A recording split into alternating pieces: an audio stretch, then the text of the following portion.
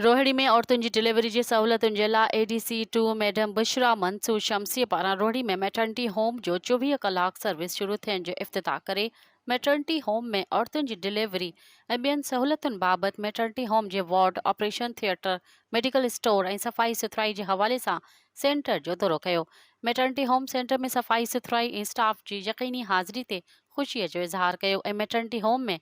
In charge doctor madam रक्षिंदा जे कम खे साराहियो। इन मौक़े ते ADC2 मैडम बुशरा मुनव्वर शमसी सहाफ़ियुनि सां ॻाल्हाईंदे चयो त मैटर्निटी होम सेंटर खे 24 कलाक सर्विस शुरू करण जो मक़सदु रोहिणी ऐं आसपास जे इलाइक़े मां एमरजेंसी डिलीवरी लाइ ईंदड़ ग़रीब मिस्किन औरतुनि खे तकलीफ़ुनि खे नज़र में रखंदे हिन सेंटर खे खोलियो वियो आहे ऐं वधीक सहूलियतूं फराहम कयूं वेंदियूं। इफ़्तिताह दौरान district health officer doctor Wazir Ahmed Phul, ADHO health